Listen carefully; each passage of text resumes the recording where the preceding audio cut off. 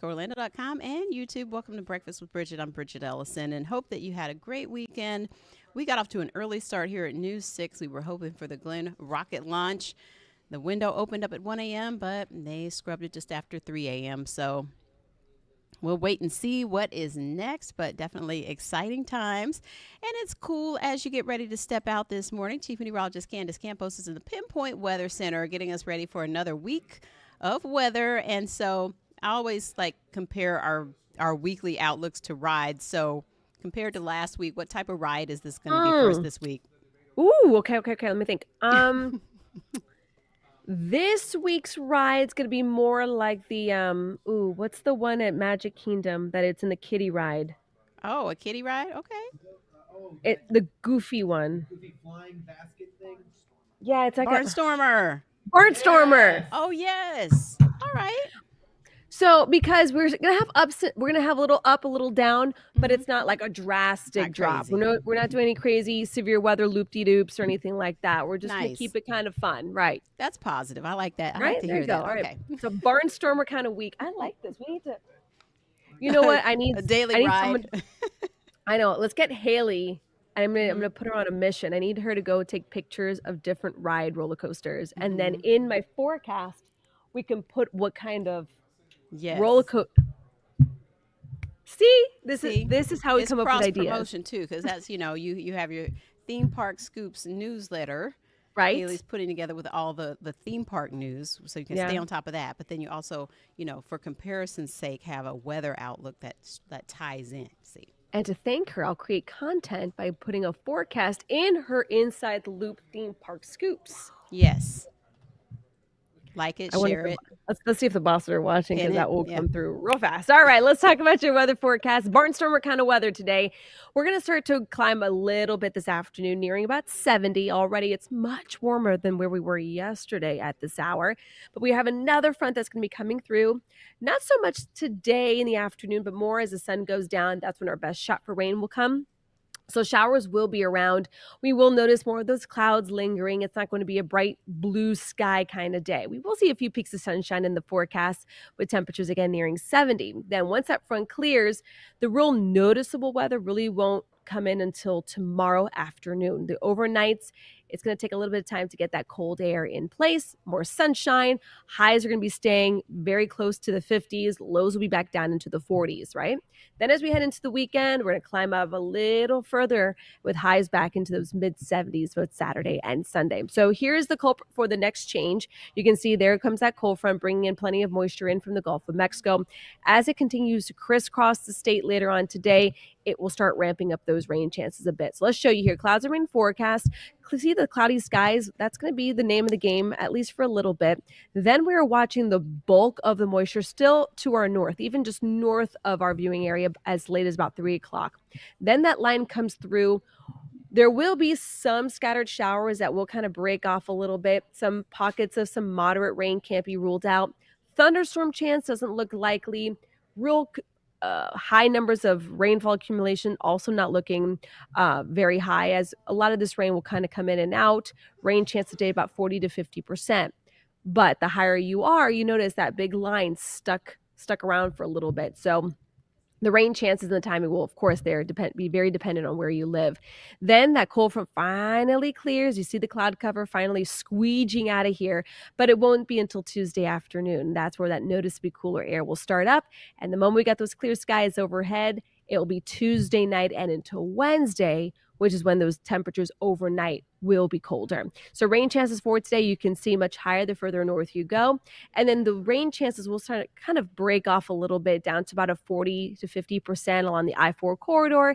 And then further south down to only about a 20% in southern Brevard County. So we're going to stay mild today. We're going to tap into a nice little plume of cooler air that's going to come in from the north through at least Thursday and Friday. And then there'll be another surge of mild weather as we head into the weekend. So out the door right now, these are what temperatures look like. Low to mid 50s as we take you here hour by hour. Highs today about 69 degrees or so, but notice the rain chances do trend higher the later you go. Once that's all said and done, here comes that little fun dip in the barnstormer. We're going to be down into those upper 50s, low 60s. It looks like the coldest day could be Wednesday. The coldest morning could be Friday morning. And then we'll start rebounding those temperatures back into the mid 70s. So not a horrible looking forecast at all. It looks like we're going to kind of bookend the 7-day with a little bit of rain. We do need some rain. You know, we've been doing a lot of coverage about the wildfires in California, their drought, and their weather situation is completely different than anything we experience here, obviously. But it does bring up the conversation of droughts this time of the year. You know, it's one of those things that we don't want to always have rain to deal with in January because we enjoy these nice cooler days. We got to get a little bit of rain into the forecast, because what happens is if we stay dry for a couple weeks, couple months, then we start going into that March, April, where we start getting some lightning storms, but not tons of rain.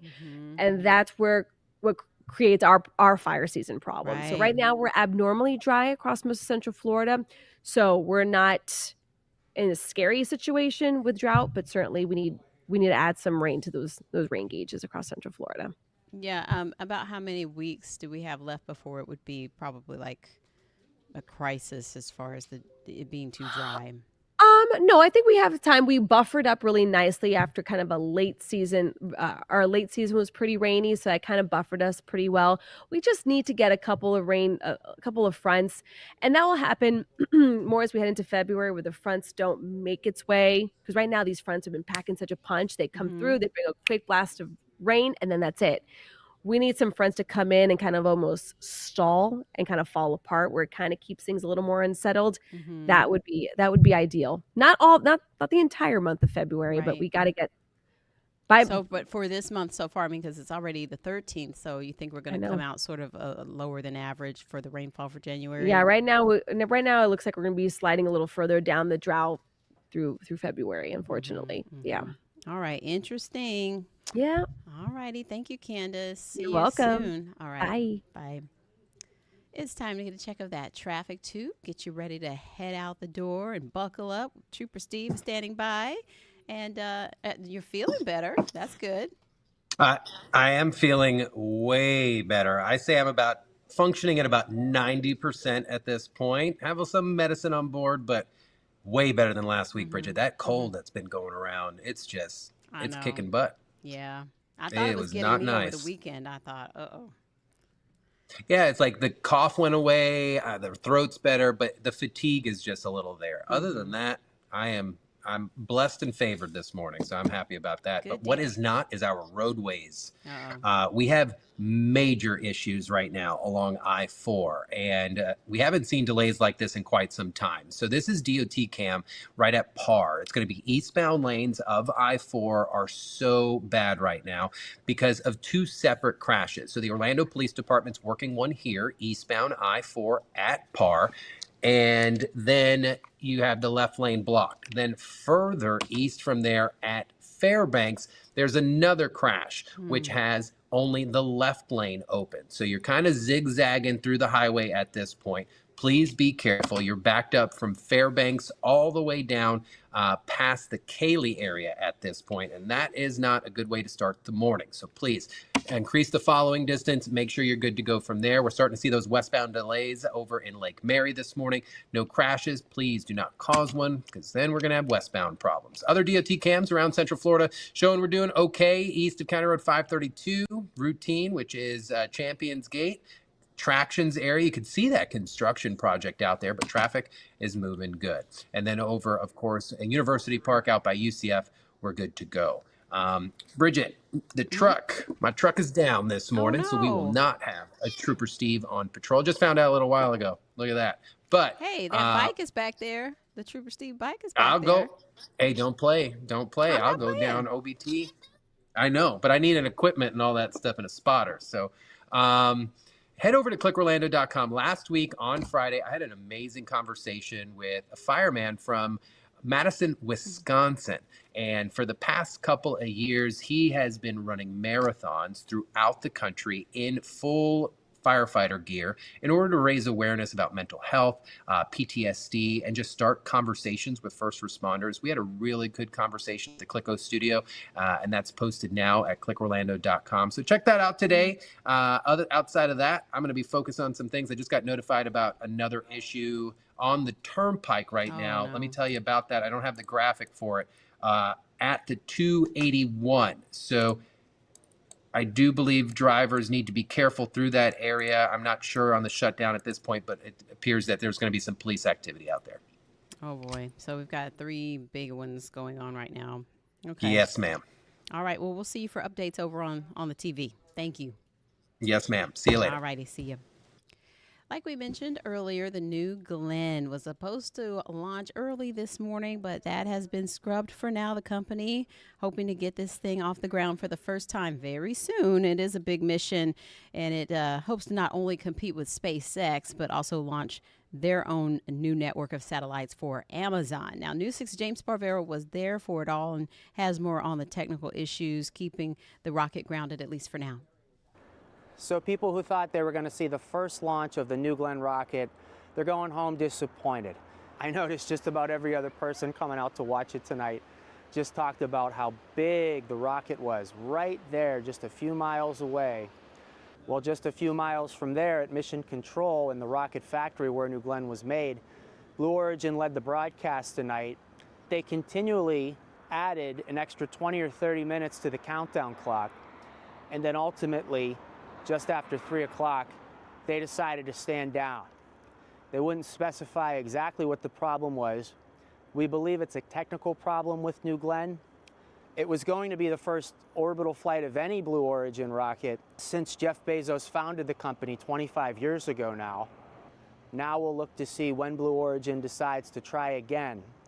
We'll update you right here on News 6 and clickorlando.com. In Cape Canaveral, Brevard County, I'm James Sparvero, Getting Results News 6. All right, so when we hear, we'll let you know, of course, with push alerts, and we'll post that on clickorlando.com as well as on our newscast when they will post another window to try to get the New Glenn rocket launched with Blue Origin. Now to the latest in California, where at least now 24 people have been killed from these wildfires across the Los Angeles area. Officials now say that more than 60 square miles have been burned, and it is one of the largest. The so-called Palisades fire is only 13% contained. News 6's Angie Casada is following the latest and explains the biggest worries headed into this week with this firefight. Firefighters are racing to contain wildfires that have destroyed over 40,000 acres and over 10,000 structures. With red flag warnings in effect, strong winds are expected to fuel the flames through Wednesday. This wind event is approaching us, and it's approaching us very, very quickly. Thousands of families are left with nothing. It's still heartbreaking, even if your house is there, to know that one of the most, what I always thought was one of the most beautiful neighborhoods in Los Angeles is just gone. My elementary school is gone. My high school is half gone. Most of my friends have lost their homes. Residents who return are faced with devastation. And we were asked to evacuate, so we grabbed whatever we could, threw it in the car and left. And then now returning, this is what's left. Everything is decimated. The town is decimated. Emergency crews warn the next 48 hours are critical. And so we'll be following along with more updates on what's happening with those wildfires. Meantime, back here, downtown Orlando, we'll have another traffic alert. I know we just talked to Trooper Steve. This one's for construction. This will involve them creating some better drainage around some busy stretches of roadway. So construction starts today along Summerlin Avenue, and this will go in phases. The city's massive water infrastructure improvement project underway, spanning from South Street to Mark Street. And it's to replace the outdated infrastructure from the 1930s, believe it or not. So expect workers on the road Monday through Friday, 7 a.m. to 5 p.m. if you are someone who drives and rides around downtown Orlando. Now to a project not too far away in the Paramore neighborhood. Leaders in Orlando set to vote on whether to fund a project to provide free Wi-Fi for the neighborhood. It's part of the city's future-ready city master plan, aiming to bridge the gap between access to technology for all people. So here's News 6's Mark Lehman explaining what this initiative would mean for Paramore. It's expensive. I guess it'll kind of take a little toll off of us. Lee Garner works as a barber in Paramore. He's seen how many face financial struggles every day, and that's why he's excited to learn about a plan to bring free Wi-Fi to the neighborhood. So the city's exploring this free Wi-Fi program. What do you think about that? I think it'd be beneficial for the neighborhood. You know, I'm always a product of Paramore, and I love it. Today, the City Council is voting to approve mapping of Wi-Fi access points in Paramore. It's funded through Accelerate Orlando, which uses American Rescue Plan federal funds to tackle community challenges. Paramore is the neighborhood where we think we have the biggest need. So many of our residents can't afford to have high-speed internet in their home in Paramore. Michael Hess is spearheading the project. He says census data shows nearly 50% of people in Paramore lack quality internet access. If you lack that access, it can really set you back. So we're trying to make sure that everyone has access to internet and technology. Hess says this is the first of several communities they're looking at for free Wi-Fi. It's all with the goal of bridging the digital divide. I just think anything that helps knowledge, like Wi-Fi, and give you access to everything, I think it's a great thing. I do. And we'll be back with more news updates for you. Keep it here.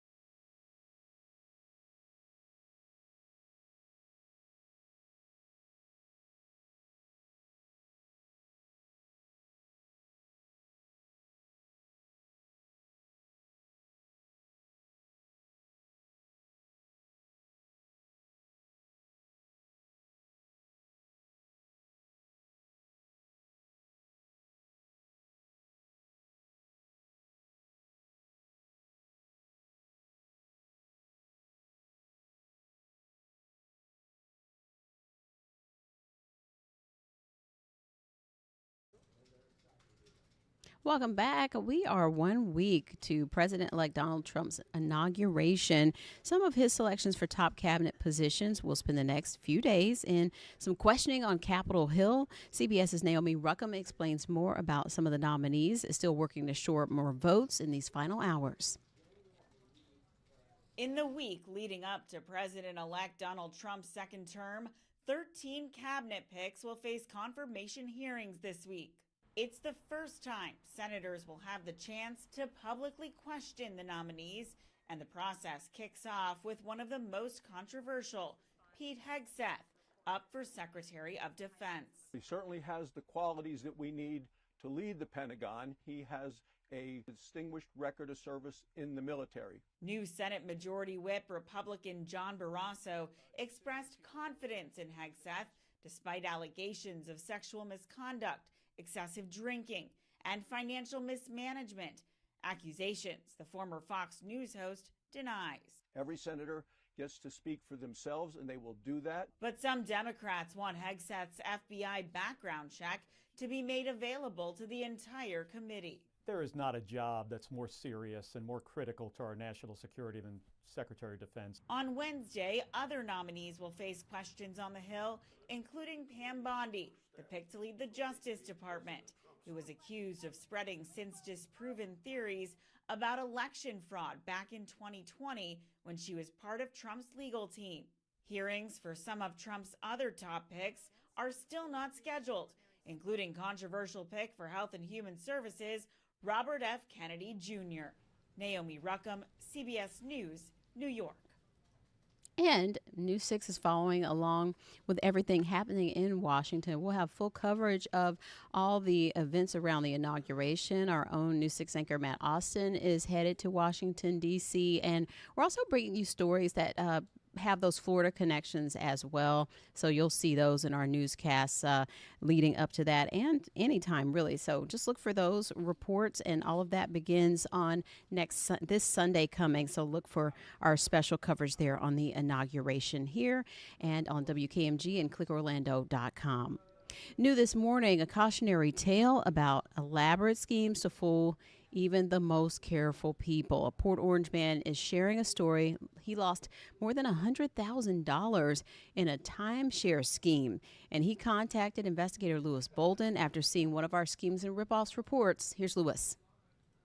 It's really a ton of money that's gone. 77-year-old Bob Hoven has strong feelings after losing over $100,000 in an elaborate scheme. It's just devastating. It's been a nightmare. Hoven was contacted by an alleged real estate company claiming to be working with his timeshare company, Diamond Resorts. Diamond had been acquired by Hilton. They told him he owned stock in Diamond and that Hilton wanted to buy it. Seemed enticing. $61,000 for stock he didn't know he had. This realty company offered me to sign a contract, and they would broker selling the stock for me. They sent a contract. He just needed to pay 10%, $6,100 to the broker to get the $61,000. But the scheme unraveled quickly. After he paid the $6,100, they asked for another $4,800 for a recording fee. They were guaranteeing me one more payment and I would get my money. Then a series of fees started to pour in. Hoven wired another $22,000 for an alleged corporate tax, another $15,000 for a so-called ledger fee. They even told him he owed the IRS. Each time, Hoven was assured the next payment would be the last. Over time, I had quite a bit of money invested in this, so I figured, well, I'll just make the one more payment. In total, he wired more than $104,000. You should be cautious when somebody solicitates to you without you contacting them first. The Secret Service does investigate wire fraud, but you have to get to them within 24 hours for a better chance at recovery. Unfortunately, they say too much time has passed to recover Hoven's money. Remember, don't fall for the scheme, don't get ripped off, but if you do, email me at lbolden@wkmg.com. Getting results, I'm Lewis Bolden, News 6. Well, there was a big honor for a World War II veteran. Last week, Harold B. Gross celebrated his 100th birthday. There he is, treated to a big event at the VA Community Living Center in Orlando. He received a special certificate and a commemorative coin from congressional leaders. And when asked what advice he would give the younger generation, he said, avoid smoking, prioritize rest, and avoid too much partying with alcohol. Another tip, live an honest life. And God bless him. News 6 will be on the move, hitting the road once again. Now we're headed to Ormond Beach, so get ready. And we always bring these newscasts to different cities, monthly. We try to do it monthly as much as we can, but we want to hear from you about Ormond Beach, and we want to know about all the things that make Ormond Beach special. We were putting together special stories about this. We also want to know about problems there that need some help that we can help get results on. Head to clickorlando.com/hitstheroad and share your story ideas about Ormond Beach, and we may just use that in our upcoming newscast as well as the live show that we'll be doing from Ormond Beach. So keep it here for the latest details on that. It's going to do it for breakfast, and we'll see you a little bit later right here on News 6 Plus and clickorlando.com. Take care.